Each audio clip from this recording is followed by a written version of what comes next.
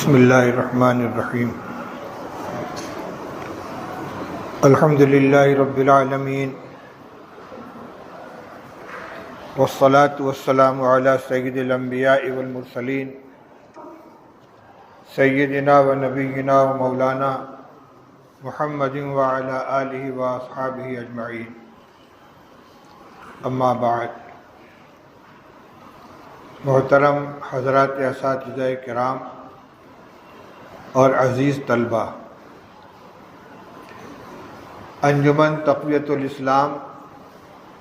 شعبہ مناظرہ طلبہ دارالعلوم دیوبند کا آج کا یہ پروگرام اپنے معمول کے اجلاس کا ایک حصہ ہے۔ ابتدائی سال میں، درمیان سال میں اور اختتام سال پر اس کے اجلاس ہوتے رہتے ہیں۔ جس طرح انجمنوں کے اجلاس ہوتے ہیں، خاص طور سے بڑی انجمنوں کے، الناد الادبی ہے، مدنی دارالمطالعہ ہے، سجاد لائبریری ہے وغیرہ، اس اعتبار سے آج کا یہ اجلاس کسی الگ نوعیت کا نہیں ہے، لیکن اتفاق سے اشتہار کو کسی نے سوشل میڈیا کے اوپر وائرل کر دیا، جس کی وجہ سے کچھ لوگوں کی اس کے سلسلے میں تشویش پیدا ہوئی اور کئی جگہ سے یہ مطالبے آئے کہ آج کل کے ماحول میں مناظرہ نہیں ہونا چاہیے۔ اگر یہاں میڈیا کے کچھ افراد موجود ہوں یا خبروں سے دلچسپی رکھنے والے، تو ان کے سامنے میں یہ وضاحت کرنا چاہتا ہوں کہ یہ کوئی مناظرہ نہیں ہے۔ اس مجمع کے اندر دونوں طرف دارالعلوم دیوبند کے طلبہ ہیں جو مسلک علماء دیوبند کے حامل ہیں، ایک مسلک سے تعلق رکھتے ہیں۔ یہ ان کے مشق و تمرین کا ایک حصہ ہے۔ جس طرح انجمن میں تقریر کی مشق کرتے ہیں، دیواری پرچوں میں اردو، عربی اور دیگر زبانوں میں مضامین لکھ کر مضمون نویسی کی مشق کرتے ہیں، اسی طرح مسائل کی تنقیح و تحقیق کے سلسلے میں اپنا نظریہ پیش کرنے اور اس کو مدلل کرنے کے سلسلے میں مشق و تمرین کے لیے انجمن تقویت الاسلام کا قیام عمل میں آیا ہے۔ اس میں جہاں اسلام سے خارج فرقوں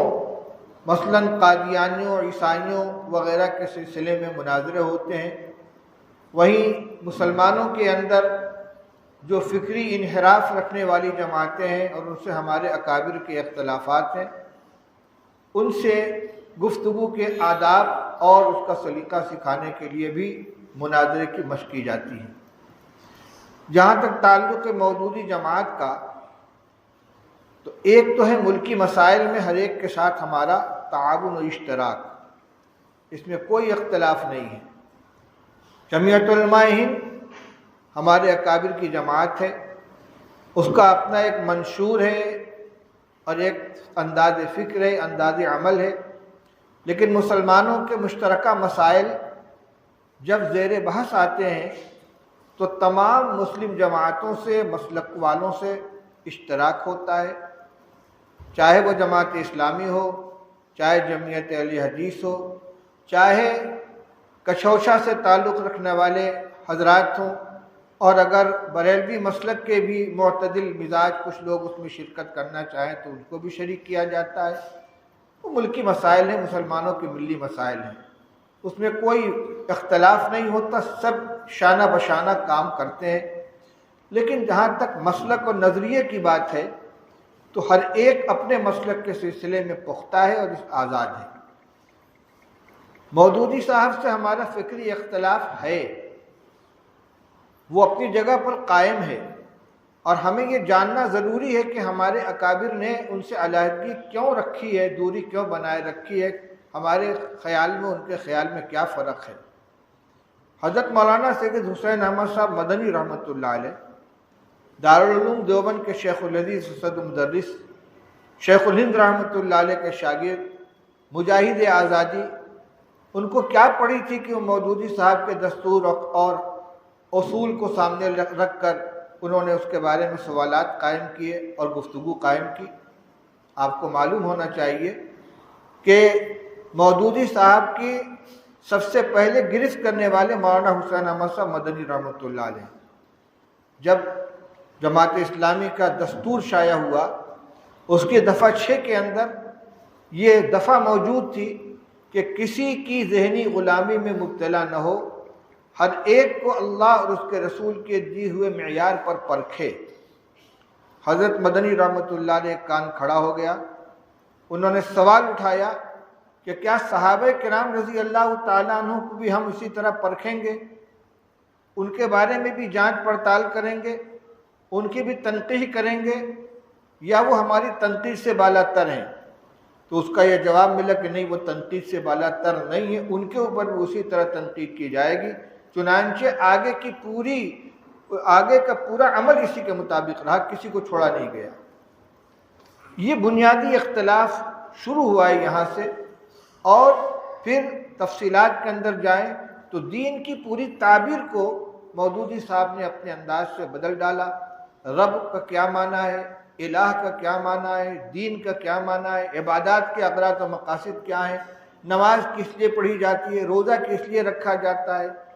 اور حج کس لیے کیا جاتا ہے۔ ایک تو مفہوم اور اغراض و مقاصد وہ تھے جو امت کے اندر متوارث چلے آ رہے تھے، ایک وہ ہے جو مودودی صاحب نے بیان کرنے کی کوشش کی۔ مولانا ابو الحسن علی ندوی جیسا یکسو عالم کہ جن کے بارے میں کہا جا سکتا ہے کہ ان کا کسی سے کوئی اختلاف نہیں تھا، ہر ایک کے ساتھ وہ جڑ کر رہتے تھے اور ایک متفق علیہ شخصیت کی حیثیت رکھتے تھے، لیکن ان کو بھی ان اصطلاحات کے سلسلے میں مودودی صاحب کے خلاف قلم اٹھانا پڑا۔ حضرت مولانا محمد زکریا صاحب کانلوی رحمۃ اللہ علیہ، خانقاہ نشین، محدث جلیل، خالص درس و تدریس سے تعلق رکھنے والے، یعنی اس زمانے میں جب ہندوستان کے اندر لیگ اور کانگریس کا شدید اختلاف چل رہا تھا، ایک طرف حضرت مولانا اشرف علی صاحب تھانوی رحمۃ اللہ علیہ اور ان کے تلامذہ اور ان کے متوسلین جو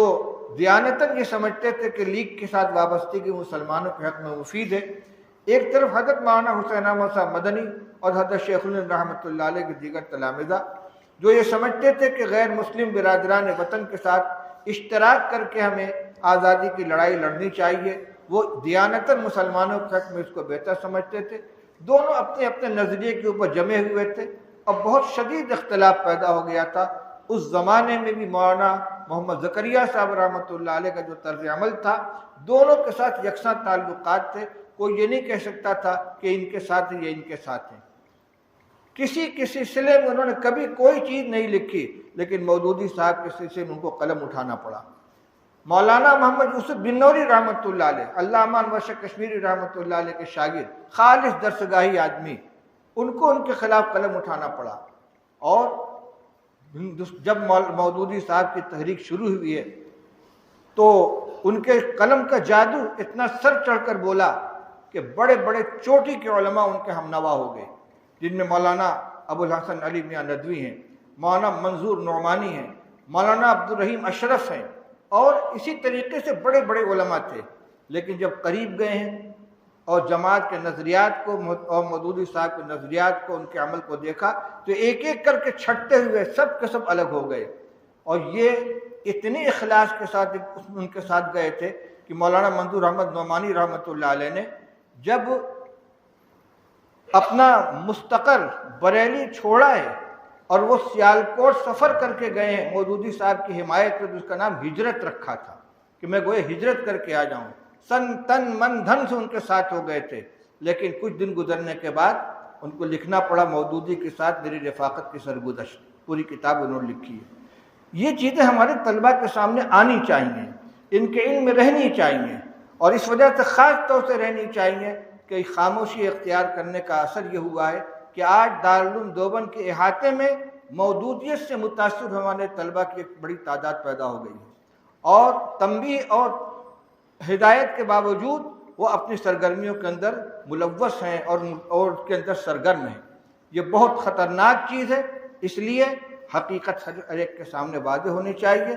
آج کے اس مناظرے کا مقصد طلباء کے درمیان مودودی صاحب کے فکر کا تعارف کرانا ہے، اور جب یہ میدان عمل میں جائیں تو اپنے اکابر کے معتدل مسلک کے حامل بن کر جائیں۔ ہمارا اختلاف بہت سی چیزوں میں جماعت اہل حدیث کے ساتھ بھی ہے،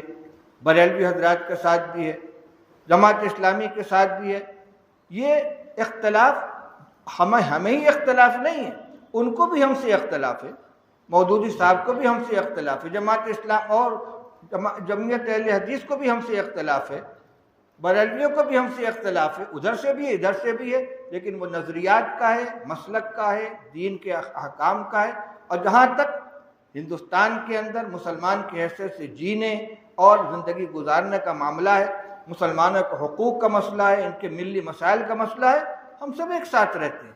اور یہ مناظرہ کسی اسٹیج پر نہیں ہو رہا ہے، کسی میدان میں نہیں ہو رہا ہے، کوئی چیلنج نہیں کیا جا رہا ہے، یہاں دونوں طرف طلبہ ہیں، دارالعلوم دیوبند کے طلبہ ہیں۔ مقصد یہ ہے کہ حقیقت سے واقف ہو جائیں۔ اس لیے جن طلبہ کے ذہن میں یہ بات ہے کہ اس کو موضوع نہیں بنانا چاہیے، ان سے بھی میں کہتا ہوں کہ اگر آپ اس سے واقف نہیں رہیں گے، یا تو آپ ان کے فکروں کے شکار ہو جائیں گے، یا اگر کبھی آپ کو گفتگو کی ضرورت پڑی تو آپ لاجواب ہوں گے، خاموش بیٹھنا پڑے گا۔ اس لیے جیسے اور دیگر موضوعات کے اوپر تیاری کر کے آپ کے ساتھی آپس میں گفتگو کرتے ہیں، ایک فریق ادھر کا بن جاتا ہے، ایک فریق ادھر کا بن جاتا ہے، جبکہ دونوں آپ کے فکر کے حامل ہیں۔ اسی طریقے سے یہاں بھی دو جماعت بنا کر ان افکار کا تقابل کیا جائے گا، تاکہ آپ کو معلوم ہو جائے کہ مودودی صاحب کے جماعت اسلامی کے نظریات کیا ہیں، ہمارے اکابر کے نظریات کیا ہیں، کیوں حضرت مدنی، حضرت مولانا یوسف بن نوری، حضرت مولانا محمد زکریا صاحب کاندھلوی اور مولانا منظور احمد نعمانی، مولانا نجم الدین اصلاحی، ان جیسے اکابر نے کیوں ساتھ دینے کے بعد نہیں، ساتھ دینے والے تو چند تھے، ان جیسے اکابر نے آخر کیوں مودودی صاحب کے نظریات کی تردید کو ضروری سمجھا۔ اس لیے آج کے اس مناظرے کو آپ غور سے سنیں، اس کے مضامین کو ذہن میں رکھیں۔ ہاں، مجادلہ، مخاصمت نہیں ہونی چاہیے، دلائل کے ساتھ گفتگو ہونی چاہیے، تاکہ آپ کے ذہن کے اندر دونوں طرف کے دلائل آ جائیں۔ پھر آپ یہاں سے فارغ ہو کر جائیں گے، اپنی درسگاہوں میں جا کے اپنے عمل میں مشغول ہو جائیں گے، کوئی آپس کے اندر کا مباحثہ نہیں ہوگا۔ یہ ایک مشق ہے، جیسے تقریر کی مشق ہوتی ہے، تحریر کی مشق ہوتی ہے، اسی طریقے سے گفتگو کرنے کی بھی مشق ہے۔ اور آپ جانتے ہیں، اگر آپ نے الفوز الکبیر پڑھی ہے، قرآن علوم کو جو حضرت شاہ ولی اللہ رحمۃ اللہ علیہ نے 5 قسموں پر منقسم کیا ہے، اس میں ایک علم المجادلہ بھی ہے، کہ دوسرے کے ساتھ گفتگو کرنے کا بھی انداز قرآن نے ہمیں سکھایا ہے۔ وَجَادِلْهُمْ بِالَّتِي هِيَ أَحْسَنُ، اسی مجادلہ باللتی ہی احسن کو سکھانے کے لیے انجمن تقویت الاسلام کے ذریعے اس طرح کے پروگرام ہوتے ہیں۔ ان کا مقصد نہ حقیقی مناظرہ ہے، نہ کسی کو یہاں چیلنج کیا گیا ہے، بلکہ طلبہ ہی کے دو جماعتوں کے درمیان مباحثے کی شکل پیدا کی جا رہی ہے، تاکہ دونوں طرف کے دلائل ہمارے سامنے آ جائیں اور ہم اپنے اکابر کے معتدل مسلک کے اوپر گامزن رہتے ہوئے آگے قدم بڑھائیں۔ اللہ تعالی ہم سب کو صحیح عمل کرنے کی توفیق عطا فرمائے۔ وآخر دعوانا الحمدللہ رب العالمین۔